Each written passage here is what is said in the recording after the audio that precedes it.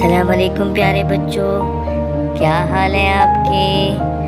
आज जो मैं आपको कहानी सुनाने जा रहा हूँ वो एक लकड़ी के बच्चे के बारे में है।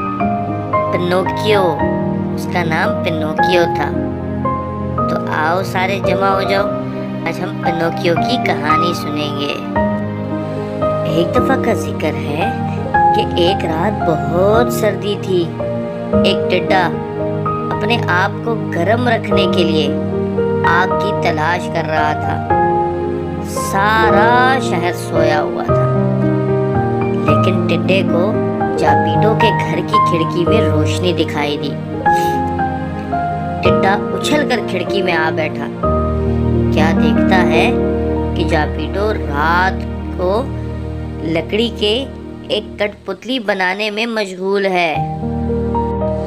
रात बहुत हो चुकी थी और जापीटो बहुत थक चुका था। अब उसे बहुत नींद आने लगी थी, इसलिए जापीटो और उसकी बिल्ली सोने के लिए चले गए। खिड़की के बाहर एक सितारा चमक रहा था। अचानक वो सितारा जापीटो की खिड़की के नजदीक आने लगा। जब वो कमरे के अंदर पहुंच गया तो उस सितारे ने एक परी का रूप धार लिया। परी ने जापीटो की वर्कशॉप में चारों तरफ देखा। जापीटो अकेला ही रहता था और इसका कोई बेटा नहीं था। परी ने अपनी जादू की छड़ी पिनोकियो नामी लकड़ी की कठपुतली पर घुमाई तो वो कठपुतली एक जिंदा लड़के में तब्दील हो गई। परी ने उससे कहा, पिनोकियो, तुम जापीटो के बेटे बनोगे, जिसकी ख्वाहिश हमेशा से इसने की है। ख्याल रहे, अब तुम जिंदा हो। हमेशा सच बोलना, कभी झूठ ना बोलना, वरना नुकसान में रहोगे। परी ने टिड्डी से पिनोकियो के हमेशा साथ रहने और इस पर नजर रखने को कहा। टिड्डा रजामंद हो गया। जब परी चली गई तो पिनोकियो उठा और मारे खुशी के नाचने लगा। इस शोर से जापीटो की आंख खुल गई। उसने एक मोमबत्ती जलाई और वर्कशॉप में देखने गया कि ये शोर किस वजह से हो रहा है। जापीटो और उसकी बिल्ली पिनोकियो को बोलते चालते देखकर बहुत हैरान हुए। जब जापीटो को यकीन आ गया कि पिनोकियो जिंदा हो गया है तो वो भी अपनी बिल्ली के साथ खुशी से नाचने लगा। जापीटो एक बेटा पाकर बहुत खुश था। उसने दूसरे दिन पिनोकियो को एक सेब और एक किताब देकर स्कूल भेज दिया और उसे नसीहत की कि स्कूल में हमेशा अच्छा बच्चा बनकर रहे। उधर इसी गली में दो शैतान जानवर रहते थे। एक मक्कार भेड़िया था और दूसरा एक लालची बिल्ला। जब इन दोनों ने पिनोकियो को स्कूल जाते देखा तो बहुत हैरान हुए कि एक कठपुतली बगैर धागों के कैसे चल फिर रही है। भेड़िए ने पिनोकियो की कोहनी में अपनी सैर वाली छड़ी फंसाई और उससे कहा, छोटे से प्यारे लड़के, क्या तुम कुछ सोना कमाना चाहोगे? पिनोकियो ने पूछा, वाकई, क्या मैं वाकई सोना कमा सकता हूँ? मक्कार भेड़िया और बिल्ला पिनोकियो को बातों में लगाकर शहर में होने वाले कठपुतलियों के तमाशे में ले गए। तमाशा करने वाले खाना बदोशों का सरदार मिस्टर मोबली इनको देखकर बहुत खुश हुआ। उन्होंने पिनोकियो को एक सोने के सिक्के के बदले बेच दिया। मिस्टर मोबली ने पिनोकियो को एक बड़े तमाशे में पेश किया, क्योंकि वो एक ऐसी कठपुतली था जो बगैर धागों के चल फिर सकता था।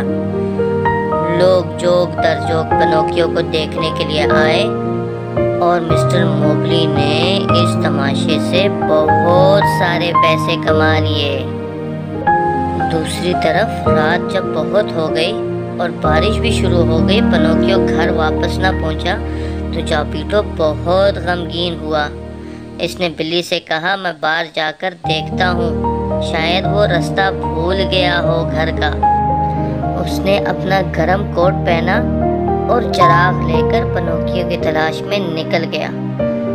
चालाक मोबली ने पिनोकियो को एक पिंजरे में बंद कर दिया था और यकीन बनाने के लिए कि वो निकल न सके, उसने दूसरी सुबह उसे दूसरे शहर में तमाशा दिखाने के लिए रवाना हो जाना था।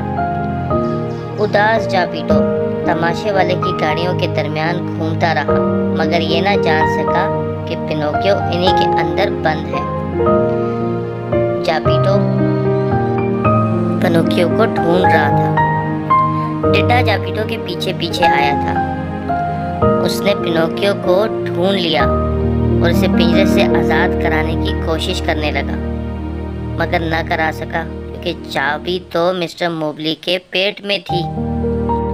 अचानक से वही नेक परी नमूदार हुई और पिनोकियो से उसकी कैद का सबब पूछा। मारे शर्मिंदगी के पिनोकियो ने झूठ बोल दिया और जिससे उसकी नाक एकदम से लंबी हो गई। इस पर पिनोकियो ने परी से माफ़ी मांगी और परी को सब कुछ सच सच बता दिया। परी ने उसे पिंजरे से आज़ाद करा दिया। पिनोकियो टिड्डे के साथ घर जा रहा था, मगर मक्कार भेड़िए ने इसे देख लिया। इसने फिर पिनोकियो को पकड़ा और एक जालिम बदमाश के हाथ भेज दिया। पिनोकियो ने उस बदमाश का दिया हुआ खाना खाया तो उसकी शक्ल एक गधे जैसी हो गई। किसी न किसी तरह वो वहां से आज़ाद होकर टिड्डे के हमरा घर पहुंचा। जापीटो घर पर नहीं था क्योंकि वो तो पहले ही पिनोकियो को ढूंढने बाहर जा चुका था। घर में हर तरफ मकड़ी के जाले लगे हुए थे। वहाँ पिनोकियो को एक पैगाम मिला कि वो अपने बाप से एक नीली व्हेल मछली के जरिए मिल सकता है। जापीटो पिनोकियो की तलाश में एक नीली व्हेल मछली के पेट में जा पहुंचा और वहाँ फंस गया। जब पिनोकियो वहाँ पहुंचा तो दूसरी छोटी मछलियों के साथ व्हेल मछली ने पिनोकियो को भी निगल लिया। जापीटो को जब भूख लगी तो उसने व्हेल मछली के पेट के अंदर मछली का शिकार शुरू कर दिया ताकि कुछ खा सके। मछली के बजाय इसके कांटे में पिनोकियो अटक गया। पिनोकियो और जापीटो एक दूसरे को देखकर बहुत खुश हुए और किसी न किसी तरह व्हेल की मछली के पेट से आज़ादी हासिल कर ली। जापीटो ने जब पिनोकियो की गधे जैसी शक्ल देखी तो उसे बहुत सदमा हुआ। इसने पूछने पर पिनोकियो ने सब कुछ सच सच बता दिया। सच बोलने पर वो बिल्कुल ठीक हो गया, जैसे चीखता जागता लड़का।